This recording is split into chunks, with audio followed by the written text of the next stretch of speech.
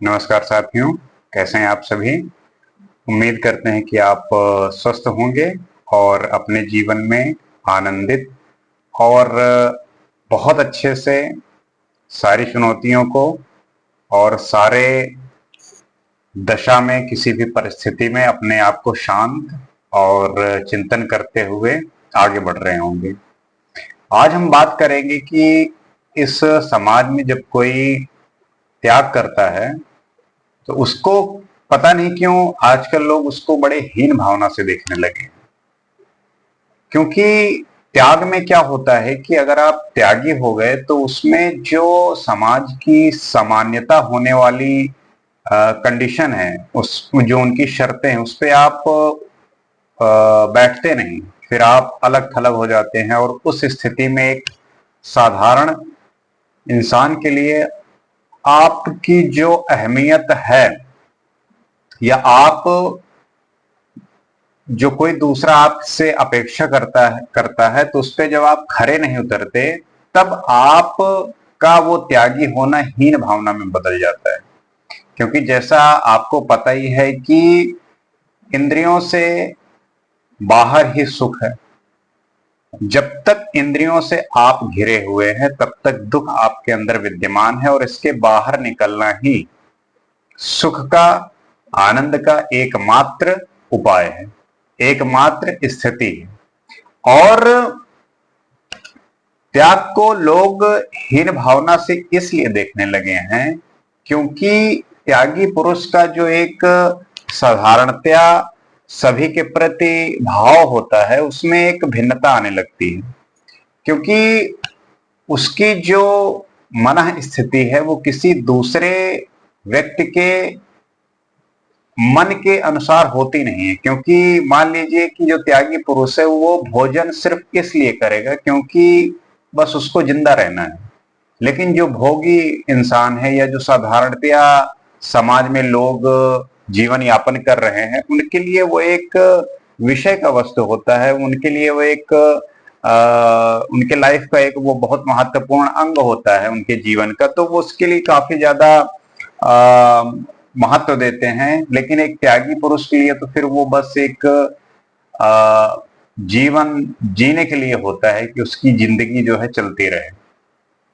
और ये समाज सिर्फ विषय वस्तुओं के लिए नहीं बना हुआ है। अगर आप इस समाज में देखेंगे तो ये पाएंगे कि इस समाज में करुणा जो है, करुणा का जो भाव है ये होना बहुत जरूरी है। क्योंकि करुणा के होने के साथ ही आप किसी को महसूस कर सकते हैं। मान लीजिए कि आप घर से बाहर निकले और रास्ते में आपको एक कुत्ता मिला। अब उस कुत्ते की मन स्थिति क्या है? क्या जैसे आप जब भूखे होते हैं, आपका पेट नहीं भरा होता, तो आप अक्सर हम देखते हैं कि लोग क्रोधित हो जाते हैं, चिड़चिड़ापन हो जाता है उनके अंदर। तो आप जानवरों के बारे में ऐसा सोचिए, क्योंकि ना तो वो कुछ बना सकते हैं ना वो बता सकते हैं, उनको जो मिल गया बस उसी को वो ग्रहण करते हैं। अब आप जा रहे हो और हर किसी से ये आशा करते हो कि वो मुझे मेरे मुताबिक जो है चीजें करें, मेरे हिसाब से चीजें करें। अब आपकी जो मन स्थिति है, मन की जो स्थिति है, हो सकता है कि कुछ और हो, सामने वाले की कुछ और हो। आपका पेट मान लो भरा हुआ है, सामने वाले का जो है खाली है, और आप ये अपेक्षा करते हो कि पेट भरे होने की स्थिति में जैसी प्रक्रिया होती है वो वैसा करे। वो वैसा क्यों, कैसे करेगा? वो कैसे, वो भला वैसा क्यों कर सकता है? और अगर कर रहा है वो सामान्यतः तो वो एक अच्छे रास्ते पे, एक महानता के रास्ते में है। क्योंकि अगर आप भूखे हैं तब कोई सामान्य सी वस्तु या सामान्य सा कोई भी कार्यक्रम कैसे कर सकता है कोई? तो आपको ये समझना होगा कि जो सामने वाला है उसके मनोदशा में क्या चल रहा है, उसकी जो मन के जो सुख हैं, पीड़ा हैं, दुख हैं, बिना आप समझे उसको जज करने लगते हो। ये कोई ठीक बात नहीं होती। क्योंकि आपको दूसरा क्या महसूस कर रहा है ये उसी को पता है, आपको नहीं पता। आप जब उससे बात करेंगे, उसको जानने की कोशिश करेंगे, तब उसको आप भांप पाएंगे, समझ पाएंगे, और तब आप समझेंगे कि हाँ वो ऐसा क्यों कर रहा है। और जब आपको अगर बुद्धि बढ़ानी है, ये समझना है कि कैसे दूसरे की हम स्थिति को जान सकें, तो आपको अपने मन और इंद्रियों पर काबू करना होगा। क्योंकि जब तक आपका इन पे काबू नहीं है, तब तक आप किसी दूसरा क्या महसूस कर रहा है, दूसरा क्या सोच रहा है, वो उसकी जो स्थिति है या उसका जो कृत्य है वो क्यों हो रहा है, ये तब तक आप नहीं समझ पाएंगे। आपने बहुत सारे ऐसे किस्से सुने होंगे, जो भगवान होते हैं वो कहते नहीं, भगवान जो है आपके मन की बात जान लेते हैं। क्यों जान लेते हैं? क्योंकि वो मन और इंद्रियों से परे हैं, वो चेतना है। और जब आप चेतना की अवस्था में होते हैं तब भगवान होते हैं। तब आप साक्षात कोई दूसरा क्या महसूस करता है, क्या जानता है, क्या चल रहा है, वो सब आप महसूस कर पाते हैं, जान पाते हैं। और फिर आप उसी अकॉर्डिंग जो बिहेव करते हैं, तब उस व्यक्ति को या किसी भी जानवर को या किसी भी पशु पक्षी जो भी हैं, उन्हें जो चाहिए होता है आप दे पाते हैं। क्योंकि जब आपको यही नहीं पता कि सामने वाला भूखा है या प्यासा है, अगर उसको प्यास लगी है तो पानी दोगे तभी उसको ठीक लगेगा। उसने पूरा खाना खा लिया है, उसके बावजूद भी आप उसको खाना खिला रहे हो, तो फिर वो उल्टा पड़ जाएगा, उसका कोई मतलब रह नहीं जाएगा।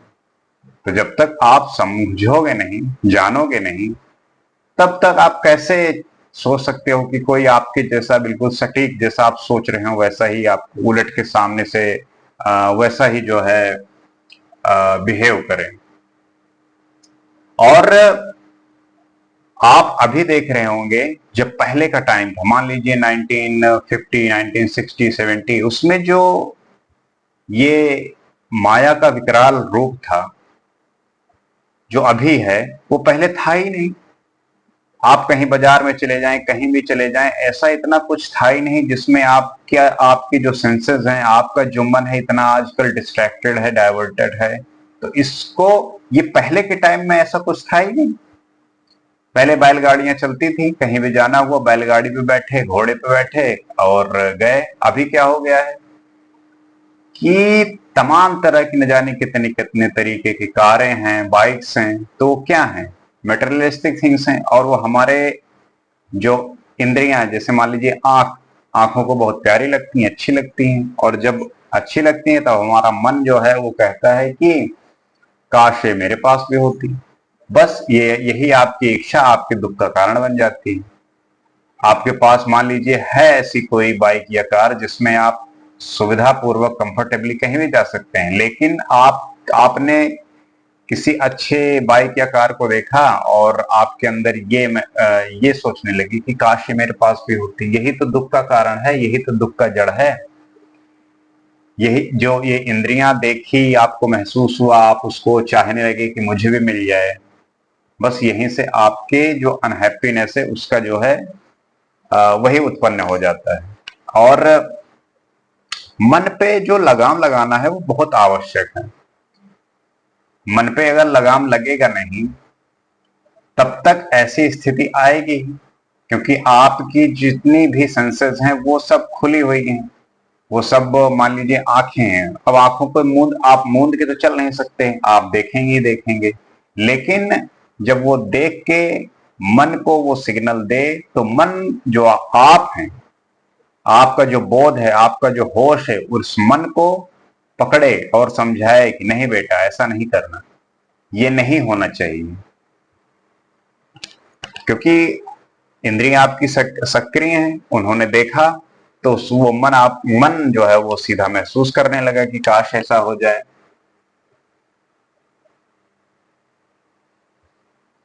तो इंद्रिय और मन पर नियंत्रण बहुत जरूरी है।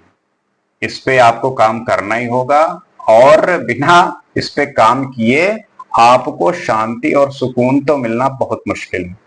क्योंकि मन क्या है?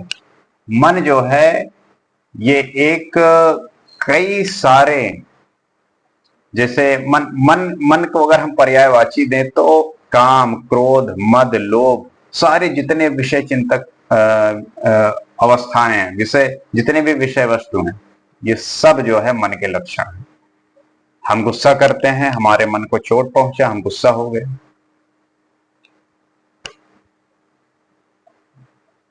तो जितने भी काम क्रोध मद हैं और लोभ जितना भी है, ये हमारे मन की जो है, ये मन का जो है एक गुण है। ये मन जो है ऐसे चीजें करने के लिए करता है। लेकिन जब आप मन से ऊपर जाते हैं, चैतन्य की अवस्था में जाते हैं, ध्यान करते हैं, साधना करते हैं, तब वही क्या कन्वर्ट हो जाते हैं, किन में कन्वर्ट हो जाते हैं? वही कन्वर्ट हो जाते हैं प्रेम में। काम आपका प्रेम में कन्वर्ट हो जाएगा, क्रोध जो है आपका करुणा में कन्वर्ट हो जाएगा, मद जो है, लोभ जो है दान में कन्वर्ट हो जाएगा, भजन में कन्वर्ट हो जाएगा।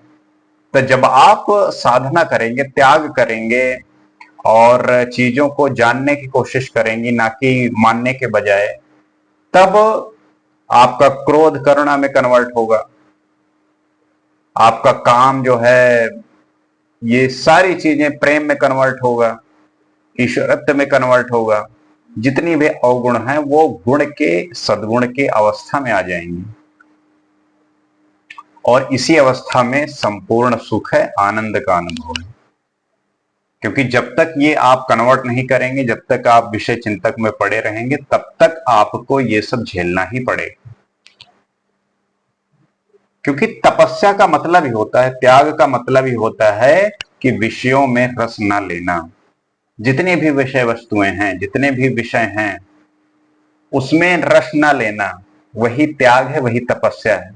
आज अक्सर बहुत सारे विद्यार्थी, स्टूडेंट परेशान हैं कि मुझे ऐसे ये बनना है, मुझे ये करना है, और सभी मेहनत कर रहे हैं, लेकिन जो उसके लिए सबसे जरूरी है वो है त्याग, सैक्रिफाइस। अगर आप विषयों के प्रति सैक्रिफाइस करेंगे और इस पे सटीक रहेंगे एक लंबे समय तक निरंतर, तब आपको सफलता मिलेगी। तब उस त्याग का, तपस्या का आपको फल मिलेगा। क्योंकि आप ये भी करना चाहते हैं और विषय के साथ भी संलग्न रहना चाहते हैं, उसके साथ भी लगे रहना चाहते हैं, तो फिर ये होगा नहीं। क्योंकि दो नाव में पांव रखने का कोई फायदा नहीं, उसमें फट ही जाओगे आप। और जब आप ध्यान करोगे, तब ये जितने भी आपके अंदर अवगुण है विषय वस्तु के, वो सारे जो है चेतना के स्तर में, चेतना के गुणों में कन्वर्ट हो जाएंगे।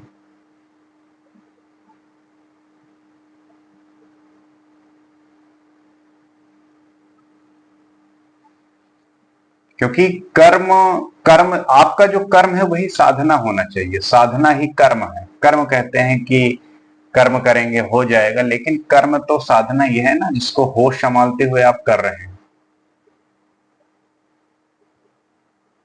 जो सन्यासी बन जाते हैं, इनमें क्या होता है? इनमें यही है, इनको योग का रास्ता पता है, ध्यान का रास्ता पता है, होश का रास्ता पता है, होश में होते हैं ये लोग।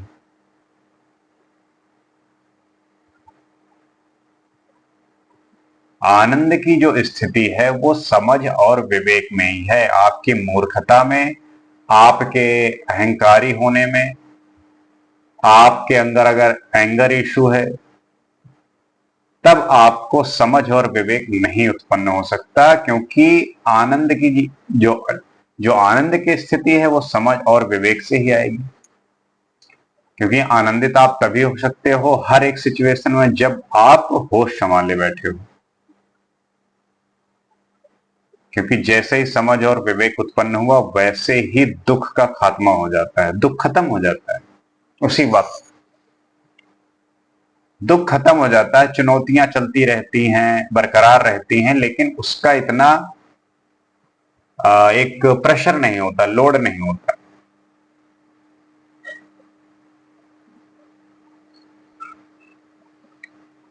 तो जो भी त्यागी पुरुष है, उसको किसी भी हीन भावना से नहीं समझना चाहिए। वो त्याग कर रहा है अपने विषय वस्तुओं का, उसके बदले कुछ और मिलने की, और अगर आप जो मिल रहा है उसका भी त्याग कर रहे हो तो फिर तो आप महान हो जाओगे, आप ग्रेट हो जाओगे, आप बुद्ध बन जाओगे, महावीर बन जाओगे। क्योंकि जो विषय वस्तु है उसको छोड़ना ही एक तरीके से आप बहुत बड़े त्यागी और बहुत बड़े सन्यासी हैं। उसको छोड़ दोगे तो जितने भी अवगुण या जितने भी बुराइयों की अवस्थाएं हैं वो गुणों में परिवर्तित हो जाएंगे, और इससे जो है आप बिल्कुल आनंद की स्थिति में एकदम परिपूर्ण संपूर्ण होंगे, निश्चल होंगे।